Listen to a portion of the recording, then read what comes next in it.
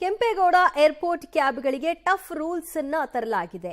ಹೆಚ್ಚು ಸಮಯ ಏರ್ಪೋರ್ಟ್ನಲ್ಲಿ ವೇಟ್ ಮಾಡೋದು, ಇದರಿಂದಾಗಿ ಆಗಬಹುದಾದಂತಹ ಸಮಸ್ಯೆಗಳನ್ನು ತಡೆಯೋ ಸಲುವಾಗಿ ನಯಾ ರೂಲ್ಸ್ ಅನ್ನ ಡಿಸೆಂಬರ್ 8ನೇ ತಾರೀಕಿಂದ ಜಾರಿಗೆ ತರಲಾಗ್ತಿದೆ.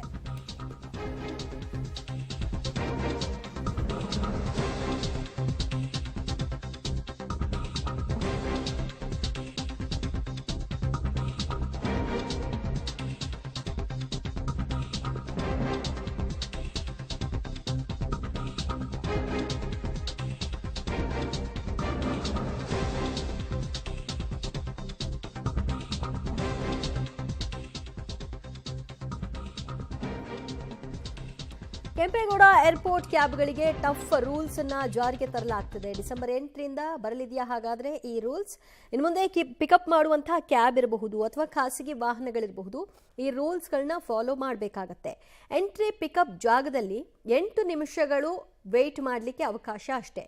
ಹೆಚ್ಚಿನ ಸಮಯಾವಕಾಶವನ್ನ ತೆಗೆದುಕೊಂಡಲ್ಲಿ ಅಂತಹವರು ಫೈನ್ ಅನ್ನ ಕಟ್ಟಬೇಕಾಗತ್ತೆ. 8 ನಿಮಿಷ ಮೀರಿ ಹೆಚ್ಚು ಸಮಯ ಅಲ್ಲಿ ತಂಗಿದ್ರೆ ಅಂಥವರು ₹150 ಫೈನ್. 13ರಿಂದ 18 ನಿಮಿಷಗಳ ಕಾಲ ನೀವೇನಾದರೂ ವೇಟ್ ಮಾಡ್ತಿದ್ರೆ ₹300 ಶುಲ್ಕವನ್ನು ಪಾವತಿ ಮಾಡಬೇಕು. ಇದು ಕೆಂಪೇಗೌಡ ಏರ್ಪೋರ್ಟ್ನಲ್ಲಿ ಹೊಸದಾಗಿ ತರ್ತಾ ಇರ್ತಕ್ಕಂಥ ರೂಲ್ಸ್. ಎಂಟ್ರಿ ಪಿಕಪ್ ಜಾಗದಲ್ಲಿ 8 ನಿಮಿಷಗಳಿಗಿಂತ ಹೆಚ್ಚು ಕಾಲ ವೇಟ್ ಮಾಡಬಾರ್ದು. 8 ನಿಮಿಷ ಮೀರಿ ಹೆಚ್ಚು ಸಮಯ ತಗೊಂಡ್ರೆ ಫೈನ್ ಅನ್ನ ಕಟ್ಟಬೇಕಾಗತ್ತೆ. ಮತ್ತಷ್ಟು ಮಾಹಿತಿ ಕೊಡ್ತಾರೆ ನಮ್ಮ ಪ್ರತಿನಿಧಿ ಪವಿತ್ರ. ಈ ರೂಲ್ಸ್ ಡಿಸೆಂಬರ್ 8ರಿಂದ ಜಾರಿಗೆ ಬರ್ತಾ ಇದೆಯಾ? ಯಾಕೆ ಮಾಡ್ತಾ ಇದ್ದಾರೆ ಈ ರೂಲ್ಸ್ ಅನ್ನ? ಡಿಸೆಂಬರ್ 8ರಿಂದಲೇ ಈ ಹೊಸ ರೂಲ್ಸ್ ಜಾರಿ ಬರುತ್ತೆ. ಈಗ ಭಾರತದ 3ನೇ ಅತ್ಯಂತ ಜನನಿಬಿಡ ಪ್ರದೇಶ ಅಂತಂದ್ರೆ ಅದು ಬೆಂಗಳೂರು ಏರ್ಪೋರ್ಟ್ ಅಂತ ಆಗಿದೆ. ಸಿಕ್ಕಾಪಟ್ಟೆ ವೆಹಿಕಲ್ಸ್ಗಳಿದಾವೆ, ಯಾಕಂದ್ರೆ ಅಷ್ಟು ಸಂಖ್ಯೆಯಲ್ಲಿ ಪ್ರಯಾಣಿಕರು ಕೂಡ ಇದ್ದಾರೆ. ಸೊ ಹಾಗಾಗಿ ಅಲ್ಲಿ ವಾಹನ ದಟ್ಟಣೆ ಹೆಚ್ಚಾಗಿರುತ್ತೆ. ಅದಕ್ಕೆ ಕಡಿವಾಣ ಹಾಕೋದಕ್ಕೆ ಈ ರೂಲ್ಸ್ ಅನ್ನ ಮಾಡ್ತಾ ಇದ್ದಾರೆ. ಬಟ್ ಅದಕ್ಕೂ ಕೂಡ ಸಾಕಷ್ಟು ವಿರೋಧ ಬರ್ತಾ ಇದೆ. ಒಂದು ಹಂತದಲ್ಲಿ ಇದು ಹಗಲು ದರೋಡೆ ಮಾಡ್ದಂಗೆ ಆಗುತ್ತೆ ಅನ್ನುವಂಥದ್ದು. ಒಂದು ಕ್ಯಾಬ್ಗಳಿಗೂ ಈ ರೂಲ್ಸ್ ಅನ್ನ ಮಾಡಿದ್ದಾರೆ. ಇನ್ನು ಖಾಸಗಿ ವೆಹಿಕಲ್ಸ್ ಅಂದ್ರೆ ವೈಟ್ ಬೋರ್ಡ್ ಇರುವಂತಹ ವೈಟ್ ಬೋರ್ಡ್ ಹಾಗೂ ಯೆಲ್ಲೋ ಬೋರ್ಡ್ ಎರಡಕ್ಕೂ ಕೂಡ ಈ ಕಾನೂನನ್ನ ಅನ್ವಯ ಮಾಡ್ತಾ ಇದ್ದಾರೆ. ಈಗ ವೈಟ್ ಬೋರ್ಡ್ ಆದ್ರೆ ಅವರು ಪಿಕಪ್ ಪ್ಲೇಸ್ ನಲ್ಲಿ ಕೇವಲ 8 ನಿಮಿಷಗಳ ಕಾಲ ಇರಬೇಕು.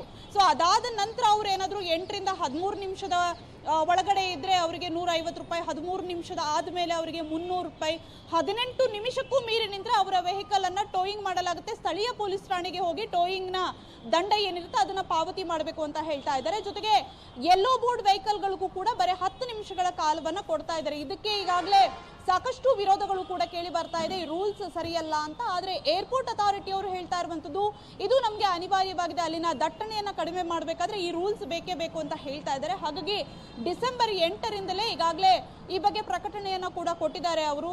ಡಿಟೇಲ್ ಆಗಿ ಯಾವ ರೀತಿ ಇರುತ್ತೆ, ಟರ್ಮಿನಲ್ 1 ಹಾಗೂ 2ರ ಈ ಭಾಗದಲ್ಲಿ ಯಾವ ರೀತಿ ಪಾರ್ಕಿಂಗ್ ವ್ಯವಸ್ಥೆಗಳನ್ನ ಮಾಡಲಾಗಿದೆ ಅಂತ. ಸೊ 8ರಿಂದಲೇ ಈ ನಯಾ ರೂಲ್ಸ್ ಜಾರಿಗೆ ಬರುತ್ತೆ. ದಿವ್ಯಾ, ಥ್ಯಾಂಕ್ ಯು ಪವಿತ್ರ ನಿಮ್ಮೆಲ್ಲ ಮಾಹಿತಿಗೆ. ರೂಲ್ಸ್ ಒಂದು ಸ್ಟ್ರೀಮ್ ಲೈನ್ಗೆ ಬರೋವರೆಗೂ ಸಹಜವಾಗಿ ಪ್ರಯಾಣಿಕರಿಗೆ ಒಂದಷ್ಟು ಕಿರಿಕಿರಿ ಅಂತೂ ಉಂಟು ಮಾಡುತ್ತೆ. ಆ ನಂತರದಲ್ಲಿ ಅದಕ್ಕೆ ಒಗ್ಗಿಕೊಳ್ಳುವಂತಹ ಪ್ರಯತ್ನ. ಆದರೆ 8 ನಿಮಿಷಕ್ಕಿಂತ ಹೆಚ್ಚು ಯಾಕೆ ವೇಟ್ ಮಾಡಬೇಕು ಅದು ಕೂಡ ಇಲ್ಲಿ ಪ್ರಶ್ನೆ ಆಗುತ್ತೆ. ಆ ಕಾರಣದಿಂದಾಗಿ ಫೈನ್.